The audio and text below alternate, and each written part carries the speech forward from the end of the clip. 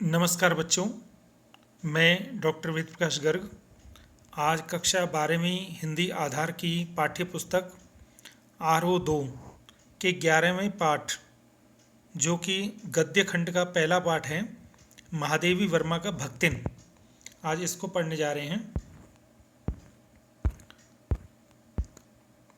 पहले थोड़ा लेखिका के बारे में जान लेते हैं। हालांकि पेपर में लेखक परिचय नहीं आता है, पर फिर भी कुछ लेखक के बारे में जानना बहुत ज़रूरी होता है। महादेवी वर्मा सन 1907 फर्रुखाबाद उत्तर प्रदेश में इनका जन्म हुआ। इनकी प्रमुख रचनाएं हैं दीपशिखा, यामा, काव्य संग्रह जो कि कविताओं का संग्रह है, ये दोनों, श्रृंखला की कड़ियाँ, आपदा, संकल्पिता, भारतीय संस्कृति के स्वर, ये निबंध संग्रह हैं, अतीत के चलचित्र, स्मृति की रेखाएं, पथ के साथी, मेरा परिवार, ये इनके संस्मरण या रेखा चित्र हैं। संस्मरण मतलब यादों वाली बातें, और रेखा चित्र जिनको पढ़ करके हमारे मन में चित्र से की रेखाएं सी बन जाती हैं, अर्थात हमें ऐसा लगता है कि हमारे साथ ही हो रहा है। बच्चे, जिन पंक्तियों को मैंने पीले रंग से बोल्ड किया है वो बहुत ही महत्वपूर्ण पंक्तियां हैं, क्योंकि यामा पुस्तक इनकी बहुत इसलिए प्रसिद्ध है क्योंकि इनको ज्ञानपीठ पुरस्कार 1983 में मिला था। ये ज्ञानपीठ पुरस्कार की शुरुआत 1965 में हुई थी और उस समय इसकी राशि 1 लाख रुपया थी। उस समय इसके साथ 1 लाख रुपया, प्रशस्ति पत्र और वाग्देवी की कांस्य प्रतिमा दी जाती थी। बाद में 2005 में इसकी राशि 7 लाख रुपए हुई और वर्तमान में इसकी राशि 11 लाख रुपए है।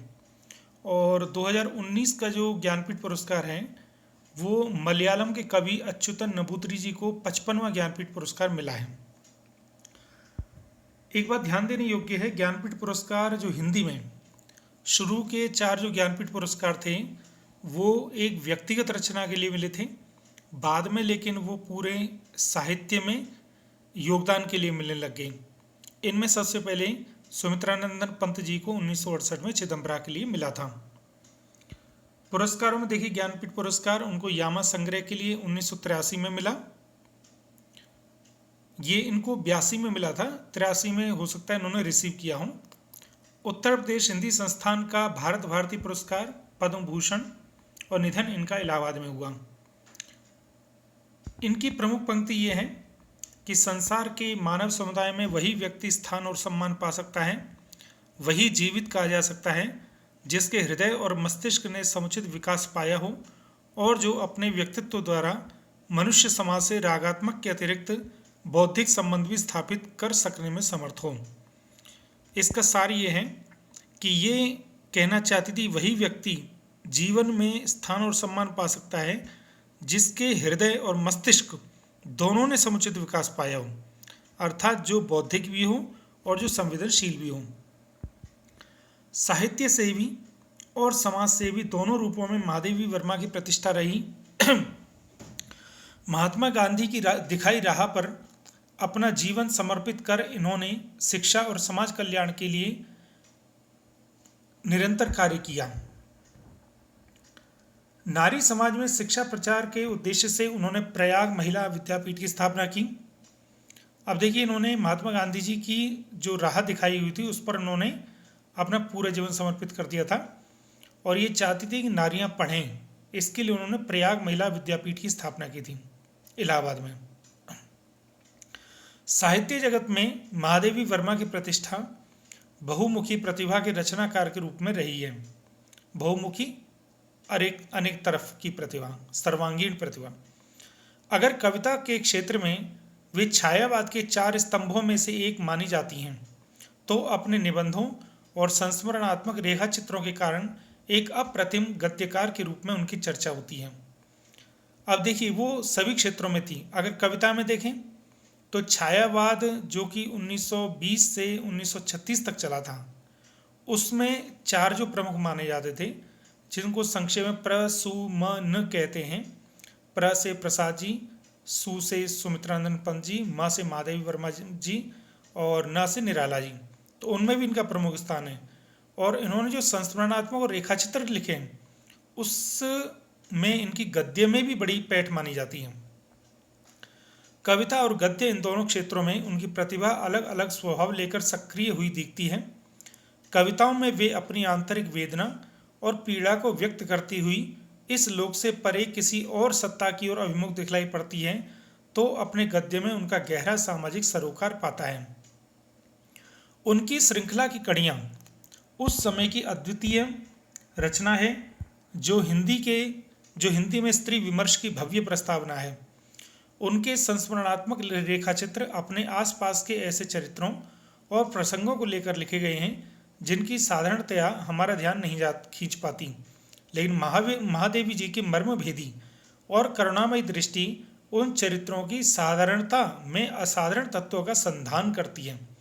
मर्मभेदी दिल को भी छूने वाली और संधान लक्ष्य, मतलब जिन बातों पर हमारा साधारण बातों पर ध्यान नहीं जाता उन पर वो असाधारण तत्वों को देख लेती हैं। इस तरह समाज के शोषित पीड़ित तबका समुदाय को उन्होंने अपनी गद्य रचनाओं में नायकत्व प्रदान किया है, उनको नायक या हीरो बनाया है। उनके इस प्रयास ने हिंदी के साहित्यिक समाज पर ऐसा गहरा असर डाला कि संस्मरणात्मक रेखाचित्र की विधा के लिए शोषित पीड़ित आम जन को विषय वस्तु के रूप में मान्यता मिल गई। विधा कहते हैं शैली, विधा कहते हैं स्टाइल को। अब ये पाठ प्रवेश है कि पाठ में क्या है। भक्तिन, जो कि पाठ का नाम है, महादेवी जी का प्रसिद्ध संस्मरणात्मक रेखाचित्र है जो स्मृति की रेखाएं में संकलित है। महादेवी जी की एक पुस्तक है स्मृति की रेखाएं, उसमें ये एक रेखाचित्र है। और कैसा रेखाचित्र है? संस्मरणात्मक, जिसमें किसी की यादों को याद किया गया है। इसमें महादेवी जी ने अपनी सेविका नौकरानी भक्तिन के अतीत और वर्तमान का परिचय देते हुए उसके व्यक्तित्व का बहुत दिलचस्प खाका खींचा है। खाका मतलब एक चित्र सा खींचा है। महादेवी के घर में काम शुरू करने से पहले उसने कैसे एक संघर्षशील, स्वाभिमानी और कर्मठ जीवन जिया, कैसे पितृसत्तात्मक मान्यताओं और छल छद्म भरे समाज में अपने और अपनी बेटियों के हक की लड़ाई लड़ती रही और उसमें हार का कैसे जिंदगी की राह पूरी तरह बदल देने के निर्णय तक पहुंची। पितृसत्तात्मक मान्यता, जिस समाज में पुरुष की सत्ता को प्रमुखता दी जाती है, इसका अत्यंत संवेदनशील चित्रण इस पाठ में हुआ है। संवेदनशील, संवेदनाओं वाला, दिल को छूने वाला। इसके साथ भक्तिन महादेवी जी के जीवन में आकर छा जाने वाली एक ऐसी परिस्थिति के रूप में दिखलाई पड़ती है जिसके कारण लेखिका के व्यक्तित्व के कई अनछुए अर्थात प्रच्छन्न आयाम, प्रच्छन्न छुपे हुए, उद्घाटित होते हैं। इसी कारण अपने व्यक्तित्व का जरूरी अंश मानकर वे भक्तिन को खोना नहीं चाहती। समग्रतः इस पाठ को परिस्थितिवश अक्खड़ बनी पर महादेवी के प्रति अनमोल आत्मीयता से भरी भक्तिन के बहाने स्त्री अस्मिता की संघर्षपूर्ण आवाज के रूप में भी पढ़ा जाना चाहिए। तो ये पाठ में लेखिका महादेवी वर्मा अपनी सेविका भक्तिन के जीवन के बारे में बता रही है कि उसने कैसे संघर्ष किया, तो उसके माध्यम से वो पूरी नारी जाति के संघर्ष की आवाज़ को दिखाना चाहती हैं। और वो इस भक्तिन को अपने जीवन का इतना प्रमुख अंश मानती हैं कि उससे इनको बड़ी आत्मीयता हो गई है, इसलिए उन्होंने उसके व्यक्तित्व को इसमें दिखाया है। तो जिन पंक्तियों को मैंने पीले लाइन में बोल्ड किया है वो मुख्य हैं, आप उनको लिख लेंगे। अब हम पाठ शुरू करते हैं। भक्तिन।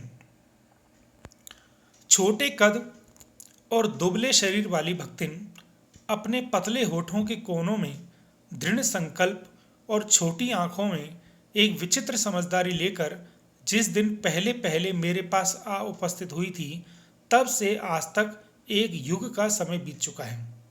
लेखिका कह रही है बहुत पुरानी बात है ये, और उसके शरीर का चित्रण कर रही हैं। छोटा कद था, दुबला शरीर था, पतले होठ थे, छोटी आंखें थी, लेकिन दृढ़ संकल्पी थी, मजबूत संकल्प वाली थी और समझदार थी। पर जब कोई जिज्ञासु उससे इस संबंध में प्रश्न कर बैठता तब वह पलकों को आधी पुतलियों तक गिराकर और चिंतन की मुद्रा में ठुड्डी को कुछ ऊपर उठाकर विश्वास भरे कंठ से उत्तर देती। लेकिन जब कोई उनसे पूछता था, जिज्ञासु मतलब जानने का इच्छुक, जब कोई जिज्ञासु उनसे पूछता था कि तुम उनके साथ कब से रहती हो, तो वो पलकों को आधी पुतलियों तक गिराकर और चिंतन की मुद्रा में, मुद्रा कहते हैं भाव भंगिमा, जेस्चर में, ठुड्डी को कुछ ऊपर उठाकर विश्वास भरे गले से आवाज देती थी, तुम पचई काका बताई। अब ये ग्रामीण भाषा का प्रयोग हो रहा है क्योंकि वो गांव से आई थी। तुम पचई काका बताई, पचई मतलब लोगों को, तुम लोगों को क्या क्या बताएं। यह 50 बरिस से संग रहित है, हम 50 साल से साथ रहते हैं। इस हिसाब से मैं 75 की ठहरती हूँ और वह 100 वर्ष की आयु भी पार कर जाती है, इसका भक्तिन को पता नहीं। तो लेखा ये कह रही हैं कि वो जवाब देते समय उसको ये नहीं पता चलता था मैं क्या बोल रही हूँ। वो लोगों से संबंध बताती थी, मैं 50 साल से रहती हूँ उनके साथ, तो हिसाब से तो लेखा कह रही मैं 75 की होगी, 100 की होगी। पता हो भी तो संभवतः वह मेरे साथ बीते हुए समय में रत्ती भर भी कम न करना चाहेगी, रत्ती भर बिल्कुल भी। मुझे तो विश्वास होता जा रहा है कि कुछ वर्ष और बीत जाने पर वह मेरे साथ रहने के समय को खींचकर 100 वर्ष तक पहुंचा देगी, चाहे उसके हिसाब से मुझे 150 वर्ष की असंभव आयु का भार क्यों न ढूंढना पड़े। तो इसमें वो ये कहना चाहती है कि अगर उसका बस चले तो वो मेरे से ज़्यादा संबंध को बताना चाहती है, भले ही मेरी 150 साल की उम्र हो जाए। तो इसमें थोड़ा भक्तिन के बारे में बताइए। अब देखिए, अब भक्तिन के चरित्र के बारे में बातें आ रही हैं, उसके स्वभाव के बारे में। इस पाठ में आप देखेंगे कि जो सेविका भक्तिन है उसके जीवन के 4 पार्ट हैं, 4 भाग है, जिसको परिच्छेद कहा गया है। तो ये पहला परिच्छेद देखिए, सेवक धर्म में हनुमान जी से भी स्पर्धा करने वाली भक्तिन किसी अंजना की पुत्री न होकर एक अनाम धन्या गोपालिका की कन्या है, नाम है लक्ष्मण अर्थात लक्ष्मी। कहती हैं ये जो सेविका है ये सेवा इतनी ज़्यादा करती है कि हनुमान जी से भी स्पर्धा करती है। स्पर्धा प्रतिस्पर्धा, कॉम्पिटिशन। ये अंजना की तो पुत्री नहीं है, ये एक गोपालिका, एक ग्वाले की पुत्री है जो कि अनाम धन्य है, जिनका नाम हमें नहीं पता, लेकिन वो अच्छे धन्य व्यक्ति हैं, और इसका नाम है लक्ष्मण, गांव में अर्थात लक्ष्मी। पर जैसे मेरे नाम की विशालता मेरे लिए दुर्वह है, वैसे ही लक्ष्मी की समृद्धि भक्ति के कपाल की कुंचित रेखाओं में नहीं बच सकी। वो ये कहते हैं लेकिन जैसे मेरा नाम बहुत बड़ा है, महादेवी, महान देवी, कहते हैं मेरे लिए बड़ा मुश्किल है इसको ढोना, वैसे ही लक्ष्मी की जो अमीरी है वो उसके कपाल मतलब माथे की कुंचित रेखाओं में, संकुचित रेखाओं में बंध नहीं सकी थी। अर्थात जैसे मैं महादेवी नाम है लेकिन मैं महादेवी हूँ नहीं, बड़ी देवी हूँ नहीं, वैसे ही वो लक्ष्मी नाम था, लेकिन उसकी माथे की रेखाओं से साफ पता चलता था कि वो अमीर नहीं है। वैसे तो जीवन में प्रायः सभी को अपने अपने नाम का विरोधाभास लेकर जीना पड़ता है, पर भक्तिन बहुत समझदार हैं। कहते जीवन में देखा जाता है कि हर व्यक्ति का अपने नाम से विरोधाभास होता है, अर्थात जैसा नाम होता है वैसा उसका कर्म नहीं होता। जैसे किसी व्यक्ति का नाम हो गया अमीर चंद, लेकिन वो वास्तव में गरीब होता है। वह समझदार है क्योंकि वह अपना समृद्धि सूचक नाम किसी को बताती नहीं। समृद्धि सूचक अमीरी को बताने वाला। केवल जब नौकरी की खोज में आई थी तब ईमानदारी का परिचय देने के लिए उसने शेष इतिवृत्त के साथ यह भी बता दिया, पर इस प्रार्थना के साथ कि मैं कभी इसका उपयोग न करूं। शेष इतिवृत्त मतलब बचा हुआ इतिहास, बचा हुआ अपने पुरानी जीवन की घटनाएं। उपनाम रखने की प्रतिभा होती तो मैं सबसे पहले उसका प्रयोग अपने ऊपर करती, इस तथ्य को देहातिन क्या जाने। कहते मैं उपनाम रखने की मेरे पास कला नहीं थी। उपनाम कहते हैं जैसे अपना व्यक्ति दूसरा नाम रखता है, निकनेम। कहते हैं अगर ये नाम रखने की प्रतिभा मेरे पास होती मैं अपना खुद का नाम रख लेती। तो उसने जब ये बोला कि मेरा नाम लक्ष्मी नहीं बोलना, तो मैं समझ नहीं पाई मैं क्या रखूं। इसी से जब मैंने कंठी माला देखकर उसका नया नामकरण किया, तब वह भक्तिन जैसे कवित्वहीन नाम को पाकर भी गदगद हो गई। कहते लेकिन मैंने उसके गले में कंठी माला देखी तो उसका नाम भक्तिन रख दिया। तो कहते इस कवित्वहीन नाम को पाकर भी वो गदगद हो गई। कवित्वहीन मतलब बहुत बड़ा और बहुत महत्वपूर्ण नाम नहीं है, लेकिन गदगद खुशी से झूम उठी। भक्तिन के जीवन का इतिवृत्त बिना जाने हुए उसके स्वभाव को पूर्णतः क्या अंशतः समझना भी कठिन होगा। कहते हैं भक्तिन के अगर हमें स्वभाव को समझना है तो पहले हमें इसके जीवन की पुरानी घटना को जानना पड़ेगा। वह ऐतिहासिक झूसी में प्रसिद्ध गांव एक सूरमा की इकलौती बेटी ही नहीं, विमाता की किंवदंती बन जाने वाली ममता की छाया में भी पली है। कहते वो एक प्रसिद्ध गांव है, वहाँ पर झूसी में वो जन्म हुआ था। ये इलाहाबाद के पास ही है और ये इकलौती बेटी थी अपने पिता की, और विमाता मतलब सौतेली माँ की छाया में ये पली थी। 5 वर्ष की वय में उम्र में उसे हंडिया गांव के एक संपन्न गोपालक की सबसे छोटी पुत्र वधू बनाकर पिता ने शास्त्र से 2 पग आगे रहने की ख्याति कमाई। कहते उसके पिता ने 5 साल की उम्र में इसकी हंडिया गांव के एक अमीर गोपालक के सबसे छोटे बेटे के साथ शादी कर दी और शास्त्र से भी 2 पग आगे रहने की इज्जत कमाई। अर्थात शास्त्रों में कहते हैं ना कि अपनी बेटी का हाथ पीले कर देने चाहिए, पर कहते हैं इन्होंने 5 साल की उम्र में कर दी। और 9 वर्षीय युवती का गौना देकर विमाता ने बिना मांगे पराया धन लौटाने वाले महाजन का पुण्य लूटा। और कहते हैं इससे आगे इसकी मां निकली, उन्होंने 9 साल की उम्र में इसका गौना भी कर दिया। गौना वो होता है, पहले क्या होता था जब बाल विवाह होते थे तो उम्र कम होने के कारण लड़की अपने पिता के घर में ही होती थी, और जब वो बड़ी हो जाती थी तब एक गौना का कार्यक्रम करके वह अपने पति के साथ जाती थी। तो इनको 9 साल की उम्र में भेज दिया और उसकी सास, उसकी माँ ने, सौतेली माँ ने पुण्य जैसे कमाता है ना महाजन, उसी प्रकार से उसने उसको लौटा करके गौना करके ऐसे कर दिया जैसे बिना मांगे पराया धन उसको लौटा दिया हूँ। बेटी को पराया धन कहते हैं। पिता का उस पर अगाध प्रेम होने के कारण स्वभावतः ईर्ष्यालु और संपत्ति में सतर्क विमाता ने उनके मरणांतक रोग का समाचार तब भेजा जब वह मृत्यु की सूचना भी बन चुका था। कहते पिता इनसे बहुत प्यार करते थे, लक्ष्मी से, और उसकी जो सौतेली माँ थी वो संपत्ति चाहती थी। इसीलिए जब इसके पिता मरे तो उन्होंने इसका समाचार उसको दिया ही नहीं, तब दिया जब वो बहुत पुरानी बात होगी। रोने पीटने के अपशकुन से बचने के लिए सास ने भी उसे कुछ न बताया। सास ने भी इसलिए नहीं बताया कि वो रोएगी पीटेगी।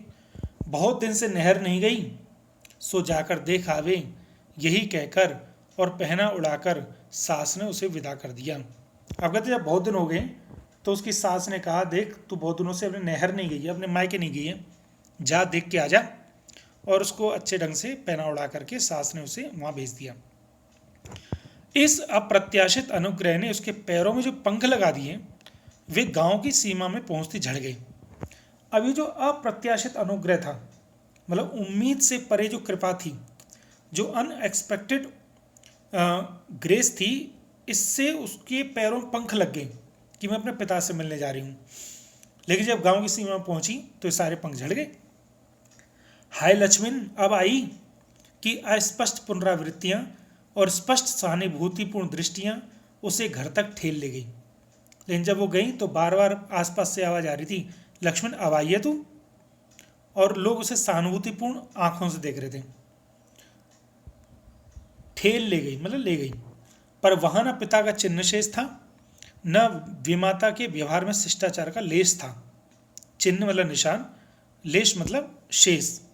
जब वो वहाँ पहुँची तो पिता की कोई निशानी वहाँ नहीं थी और विमाता सौतेली माँ के व्यवहार में भी कोई शिष्टाचार नहीं था।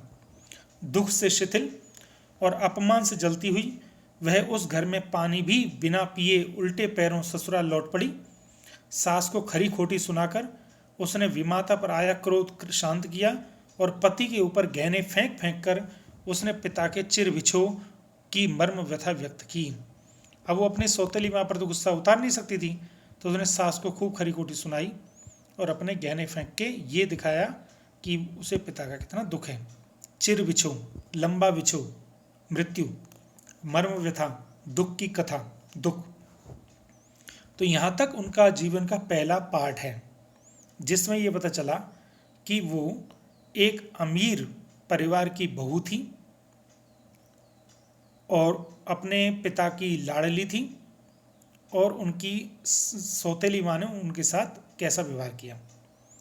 और जीवन के दूसरे परिच्छेद में भी सुख की अपेक्षा दुख ही अधिक है। अब कहते दूसरा परिच्छेद भी, जब इससे आगे की जो जिंदगी चलती है उसमें भी दुख है।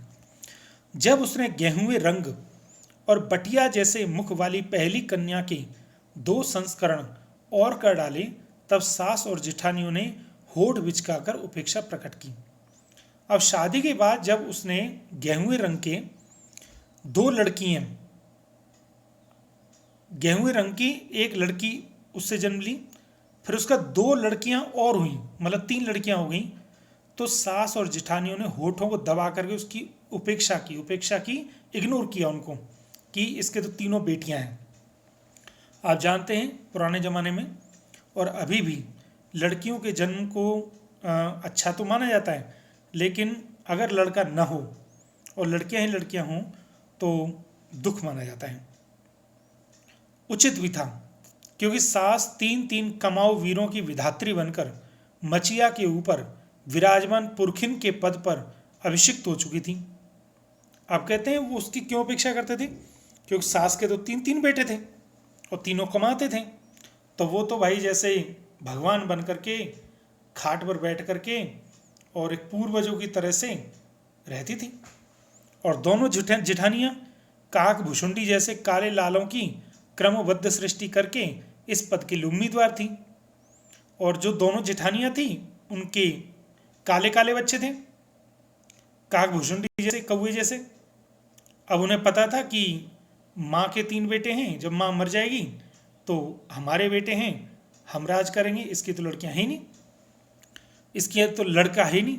छोटी बहू के लीक छोड़कर चलने के कारण उसे दंड मिलना आवश्यक हो गया। आप कहते क्योंकि उसने लीक से चल के हटी थी, अर्थात पुत्र को जन्म नहीं दिया था, तो उसको ये दंड मिल रहा था।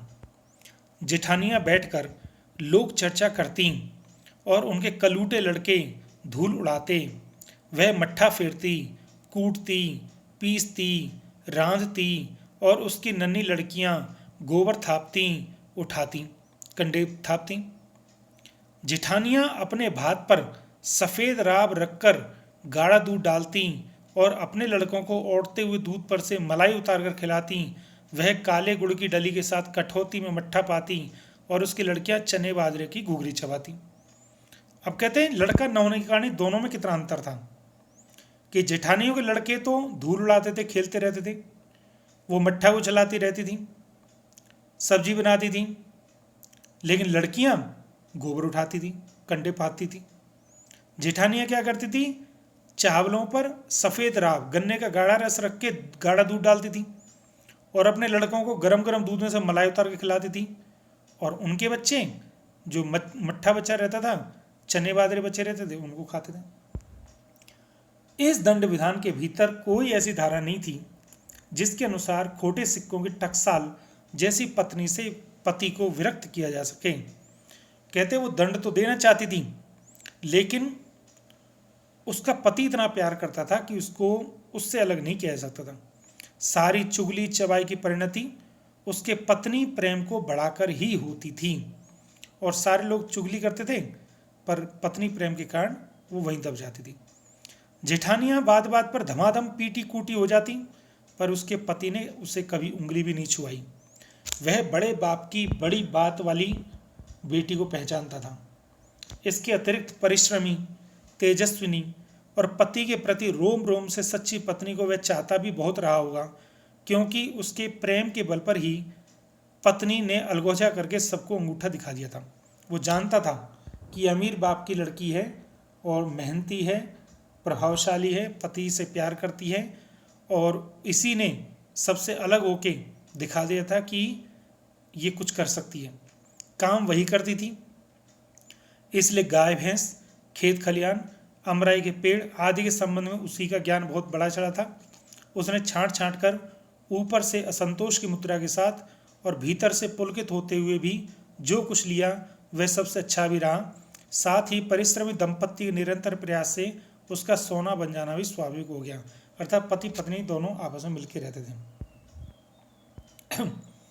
धूमधाम से बड़ी लड़की का विवाह करने के बाद पति ने घरौंदे से खेलती हुई 2 कन्याओं और कच्ची गृहस्थी का भार 29 वर्ष की पत्नी पर छोड़कर संसार से बिता ली। अब वो कहते हैं कि जब इसकी उम्र 29 थी तब इसका पति मर गया। और किस अवस्था में मरा कि बड़ी लड़की को तो शादी कर दी थी, लेकिन जो दोनों छोटी लड़कियां थी वो मिट्टी से खेलने की उनकी उम्र थी। जब वह मरा तब उसकी अवस्था 36 वर्ष से कुछ ही अधिक रही होगी, पर पत्नी आज उसे बुढ़ऊ कहकर स्मरण याद करती है। मतलब उसको बुढ़ऊ कहती है। क्यों कहती है? भक्तिन सोचती है कि जब वह बूढ़ी हो गई तब क्या परमात्मा के यहाँ वे भी न बूढ़ा हो गए होंगे, अतः उन्हें बुढ़ऊ न कहना उनका घोर अपमान है। हाँ, तो भक्तिन के हरे भरे खेत, मोटी ताजी गाय भैंस और फलों से लदे पेड़ देखकर जेठ जिठैतों के मुंह में पानी भराना स्वाभाविक था। आपके उनके पास खेत थे, गाय भैंस थी, फलों से लदे पेड़ थे, तो जेठ और जेठ के बच्चों के मुंह पानी आ गया कि इसकी 3 ही लड़कियां हैं, हम अगर इसको किसी तरह से प्राप्त कर लें तो हम भी अमीर बन जाएंगे। इन सब की प्राप्ति तो तभी संभव थी जब भई हुआ दूसरा घर कर लेती, पर जन्म से खोटी भक्तिन इनके चकमे में आई ही नहीं। अब वो ये चाहते थे कि ये तो तब ये हो सकता है जब जो ये लक्ष्मी है शादी कर ले, पर उसने मना कर दिया। उसने क्रोध से पांव पटक पटक कर आंगन को कंपायमान करते हुए कहा, हम कुकरी बिलाए न होई, हमार मन पुसाई तो हम दूसरा के जाब नहीं, तो तुम्हार पचे की छाती पे हो रहा भूजब और राज करब समझ रहो।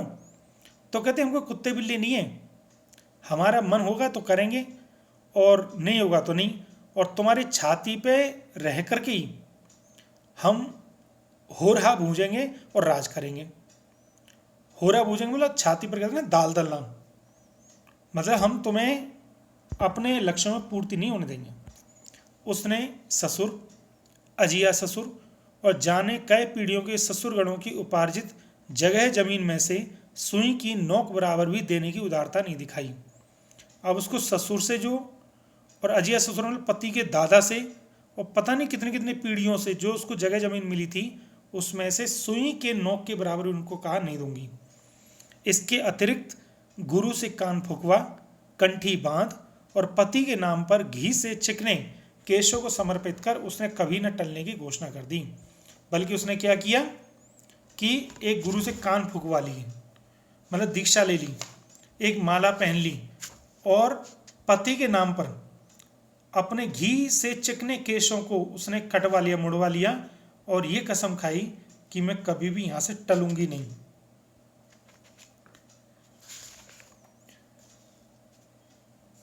भविष्य में भी संपत्ति सुरक्षित रखने के लिए उसने छोटी लड़कियों के हाथ पीले कर उन्हें ससुराल पहुंचाया और पति के चुने हुए बड़े दामाद को घर जमाई बन के रखा। इस प्रकार उसके जीवन का तीसरा परिच्छेद प्रारंभ हुआ। तो उसने क्या किया, अपने संपत्ति की सुरक्षा के लिए अपने बड़ी लड़की के पति को तो घर जमाई रख लिया और बाकी की जो दोनों लड़कियां थी उनकी शादी कर दी। ये इनका जीवन का दूसरा परिच्छेद था। अब तीसरा परिच्छेद आएगा। तो दूसरे परिच्छेद में क्या हुआ, लड़कियां जन्म होने के कारण सास और जेठ जेठानियां इसके साथ कैसा दुर्व्यवहार करते थे।